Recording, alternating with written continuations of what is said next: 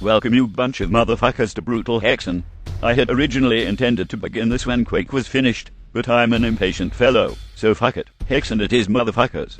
I've managed to browbeat Tom into making an intro for the game since it lacks one, and I will use that time to explain the game, and all the ins and outs of it. Before that though, let's get ourselves set up with a new game. Fighter is the manliest class, and we are playing on the hardest skill, because to hell with the pussy mode easy locks. I've watched this intro Tom made, and there is text, if you wish to read it. Tom made it scroll at such a pace, that pausing to read it is largely unnecessary. That being the case, it is time for an ancient history lesson motherfuckers. HEXEN was released by ID Software in 1995, and it was released as the sequel to another ID Software game, by the name of Heretic. Heretic had you play as a mage, and introduced the original mechanic of quad damage by the name of Dome of Power, and that is pretty much where Quake got its historical weapon. HEXEN itself introduced some other mechanics, most notably the option of choosing who to play as. The different characters have their own strengths and weaknesses. Since I am using the Brutal Hexen modification, that has been graciously provided to us by that magnificent bastard Sergeant Mark IV, Fighter is kind of our default, since he gets all the new stuff. From left to right these characters are deload on the mage, Baratus the fighter, Corvus from Heretic who is not playable in HEXEN, and on the far right is Parias the cleric. The cleric is largely considered to have the easiest playthrough, and the mage the most difficult, with the fighter somewhere in between the two of them. The fighter actually runs faster than the other two, making him ideal for speedruns, but I digress. The intro is finished here, so let's dust off our gauntlets and get cracking motherfuckers. Welcome to HEXEN indeed. To the slaughter. That's one hell of a manly voice Baratus is packing. Our first objective is to make it through the winnowing hole and out the portal. The architecture is rather medieval looking as you can see, and draws its inspiration from ancient civilizations. Before we head into the hall itself, I'm going to show this dickhead here that I have an axe and a shield, and I damn well know how to use the fuckers. Oh dear, did I hurt you? I hurt you, didn't I? Let's put you out of your misery. Pitiful.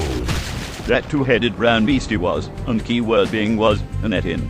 Etins are the fodder enemy of the game, and will try to smack you with their clubs. The mage has the easiest time against them, since all of his weapons are ranged, whereas the fighter needs to get up close and personal. And speaking of getting up close and personal, Waste my time. we will receive bonus points for fatalities, which will help Baratus level up and gain perks. Now then, HEXEN likes to hide shit in pots and shit. At blue test tube there is a crystal vial, which will restore 10 hit points, much like the stim pack from the Doom series. Let's leave it there for now and instead take a look at this stained glass window. If you've seen my Quake stuff, you know I'm going to smash every one of these damn things I possibly can. These two were hiding another pair of crystal vials. Let's head into the hall itself. In the winnowing hall proper we are going to need to track down a key to access the other half of the area. I can hear an Etin roaming around. Let's dance you ugly motherfucker. I see you had a buddy. Stop whining, little ditch. Destroy. Right in front of us is an item. HEXEN allows you to carry multiple items, and this one is a fleshy. Fleshies function differently for the three playable classes, and for the fighter, they function like grenades.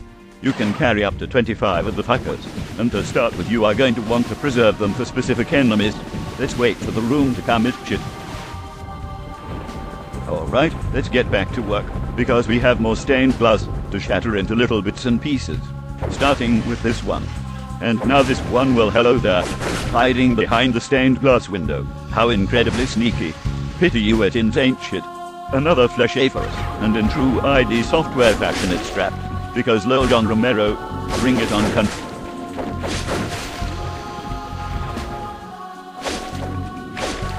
Jeez, I'm getting so many fatalities in this run. Not the time complaining. Tremble before me. Performing fatalities will give you extra points. You can see my score up in the corner. Every 100,000 points will gain Baratus 1 level, where he will get 10 extra hit points, as well as another perk. Check out this handsome motherfucker on the stained glass window. We are famous and shit. Over on this window is Dale Odin the Mage. More like Gale Odin. And here we have Parias the Cleric. Insert joke about little boys here. Behind this window is a quartz flask. Quartz flasks are like flèches, in that you can carry 25 of them, and using one will restore 25 hit points. Think of them as portable medikits, only a few more to smash over here. Truth be told, I don't know if the figures represented are the player characters or the later bosses, but whatever, the bosses are fucking posers anyway. Behind this window is our destination, a secret tunnel, and we have some company, so let's introduce them to Orax. That's one attentive motherfucker. Oh, so now you're awake. And now you're a pile of guts. That's what you get for zoning the fuck out during my let's play. Now then, over here we have a switch. Pressing it will open these fancy doors and grant us passage into the next room. So what on earth are we waiting for? Off we go, motherfuckers. I don't think much of the welcoming committee. Or that one. A few walls are going to open up now, and a group of veterans are going to make a pathetic attempt to ambush us. So let's retreat a little bit and funnel the fuckers through the corridor. You fail to amuse me. That was actually disastrous. Performing fatalities in brutal HEXEN does not grant you invulnerability while performing them. I took a lot of damage from that. Pitiful. They also do not recover hit points like in Brutal Doom. So I would strongly advise you to only perform them when nothing else has the means to fuck you up. Fortunately, we can recover a quartz flask from back here. Now then, this switch here will lower the center pillar in this room, which will reveal the Emerald Key, the first of many keys in the game. Collecting this key will cause the corridor to become a crushing death trap, because Lol John Romero, of course, it's our only way out of here, so it's a simple matter of timing. As the fighter, this is easy shit, but this is hard mode for the mage who runs as slow as a hippopotamus on Valium. Anyway, we made it out of that room, and now that we have the Emerald Key, we are done in this hall until we are ready to exit the level, so it's time to duck back outside. This teleporter here will take us to the exit, but it's all caged off and crap, so let's go see to that. First, let's grab the crystal vials to get our hit points back up to 93. And just where the pudding did you come from, asshole? I don't remember giving you permission to spawn. You weren't invited, so stop crashing my let's play and fuck off. Tremble before me. Enemies will spawn if you are in a map for a long enough period of time. That large structure is our next destination, but first let's head over this way and see our next goal. As you can see, these rather xenophobic etins are guarding another key, and I call bullshit on that, because that thing is clearly a hair comb with an extravagant handle, but what the fuck ever. And just what the fuck are you looking at, stupid? Mind your own business. Okay, let's head to the building now. This door is locked, and requires the Emerald Key to gain access. And we claimed that key earlier, and judging by this etin sausage party, I'm starting to think I shouldn't have even bothered. Bring it on, you ugly cunts. Bam, motherfucker. You may notice there are some more etins up on the ramparts. That is our next destination. There are 2 doors and a switch in here. The switch will open a staircase leading to said ramparts. Out of my way, you bunch of misfits. I have a switch to press, and none of you fuckers have the intelligence or might to stop me. Now you're all dead. Should have listened to your British overlord. Pressing this switch will open the larger door back downstairs, but there is one more thing we can do up here. Enemies have flooded into the room down there from the other side, so let's grab this platinum helm to help us fight them. This is an armor item that is automatically applied upon grabbing it. And if I had to sum up the HEXEN armor system in one word, that word would be strange. Different armor adds different amounts of protection to different classes.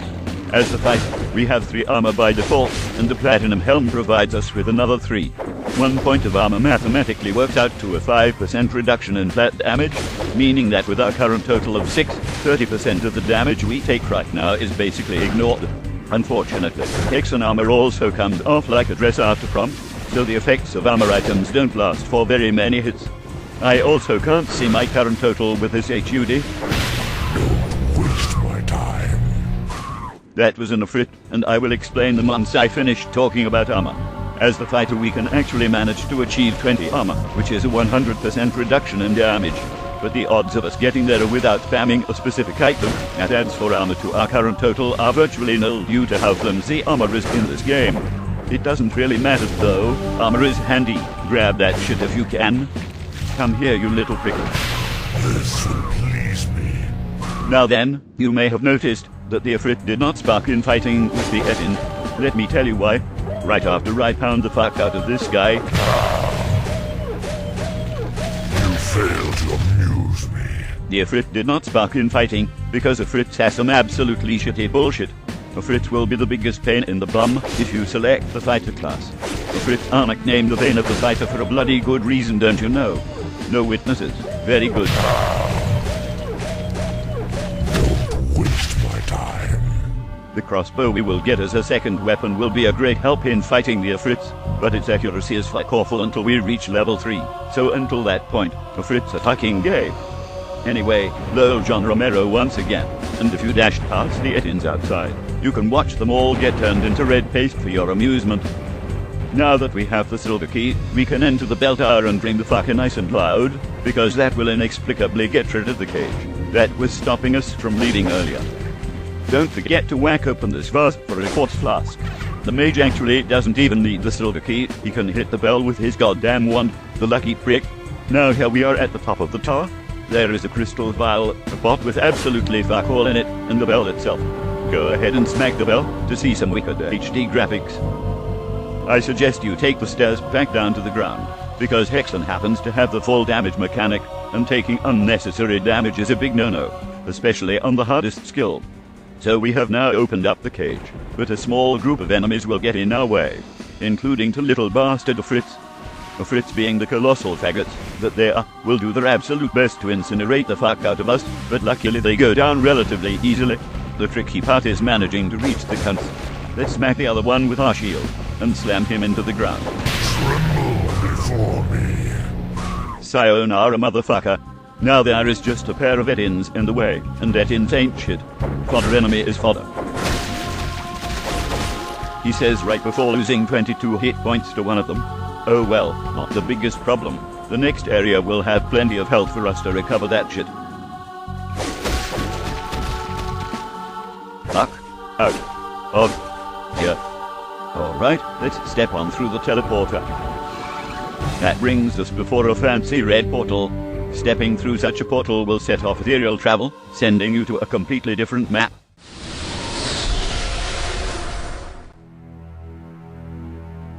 Greetings, mortal.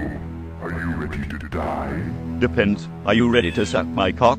Now that we have reached the next section, I am going to end the first HEXEN video here. This has been Charles Clayworth, motherfuckers. Thanks for watching my stuff as always. And just to fit it in once more, Lowell John Romero,